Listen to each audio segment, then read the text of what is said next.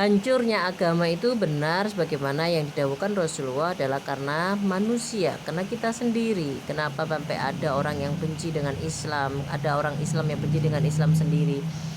Karena kata kuncinya persentase yang disebut dengan beruntung, yang peduli dengan membersihkan, meluruskan, menyelaraskan pikiran, hati, perkataan, perbuatannya itu terlalu sedikit. Makanya karena terlalu sedikit ini jadilah mereka orang beruntung. Orang beruntung ini terlalu sedikit, yang peduli itu terlalu sedikit. Seorang perempuan dikatakan seperti monyet di dalam Islam. Seorang muslimah itu seperti monyet. Kenapa? Dulu ketika dia menjadi anak, dia harus begitu taat kepada ibunya. Anak laki-laki boleh pergi bermain, anak perempuan sudah harus nyapu, sudah harus membantu orang tuanya. Anak perempuan harus ditata seperti ini, seperti itu. Anak laki-laki boleh semaunya sendiri. Begitu taatnya kepada orang tua, harus nurut, harus dipilihkan jodohnya. Laki-laki bebas, tapi kemudian ketika dia sudah menikah, hanya dengan ijab kabul saja, kepemilikan, kekuasaan dari seorang perempuan itu berpindah ke laki-laki. Seorang perempuan yang sudah menjadi istri, dia harus mengurus suaminya, mengurus anaknya, mengurus rumahnya, bahkan mengurus mertuanya. Duit harus minta, keluar rumah harus izin, segala sesuatunya tidak, seolah-olah tidak boleh dilakukan sendiri tanpa ada suaminya. Suaminya cukup dia mencari nafkah, sampai di rumah dia harus sudah beres rumahnya, sudah anak-anaknya sudah seger, sudah dirawati, anak-anaknya sudah makan, dirinya sendiri sudah punya makanan untuk dimakan, sudah kecukupan, mertuanya harus dilayani. Wih, laki-laki dengan satu tanggung jawab saja dia sudah membereskan semua tanggung jawabnya, tapi dia minta diperlakukan raja. Nah, ini hal seperti ini hanya bisa dilakukan oleh mereka yang tidak pernah menyelaraskan diri, membersihkan diri, sehingga tidak mencurigai dirinya sendiri, berperilaku sombong kepada sesama manusia,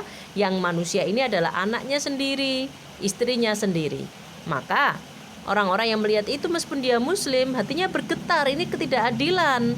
Kita sama-sama tahu penjajahan di atas muka bumi ini harus dihapuskan. Siapapun, karena kita adalah makhluknya Allah, kita pasti punya kepekaan, kesadaran tentang baik dan benar, adil dan tidak adil. Tentu hati kita wajar ketika bergetar. Nah, akhirnya dari situlah tumbuh rasa tidak suka pada agama sendiri.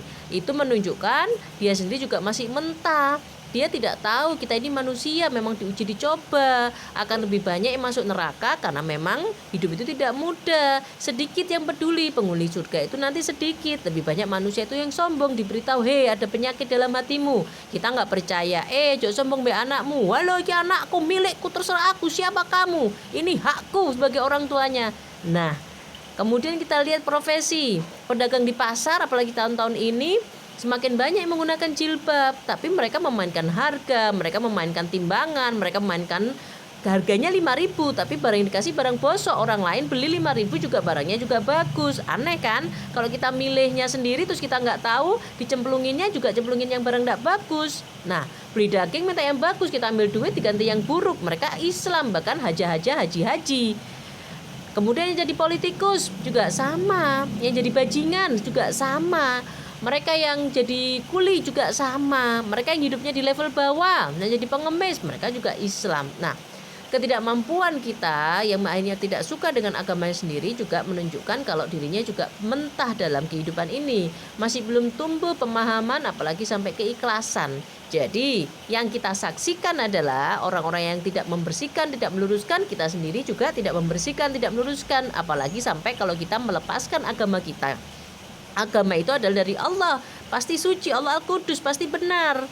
Nah, manusia ini adalah sumbernya dosa. Kita ini pelaku dosa, pelaku maksiat. Kalau kita sampai melepaskan agama ini karena pelaku manusia ini, kita kecewa ketika kita berinteraksi.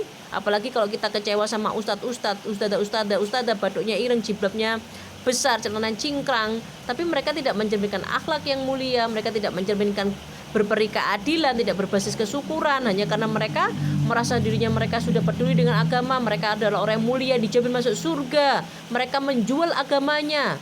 Wah, janggutnya panjang, suruh promosi produk ini, wah ini untuk agama, padahal ujungnya cari duit. Nah, apapun kekecewaan kita, siapapun yang mengecewakan kita atas nama agama, kita beri judul perspektifnya agama, itu manusiawi banget. Kita pun juga mengecewakan orang lain.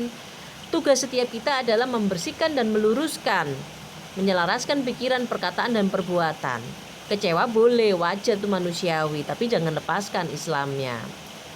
Tapi jangan berhenti dengan kecewanya. Mari kita sendiri membersihkan, meluruskan pikiran, perkataan, dan perbuatan kita. Maka barulah kita menjadi berbeda. Kok ternyata sama? Jangan kecewa dong, jangan memaki dong.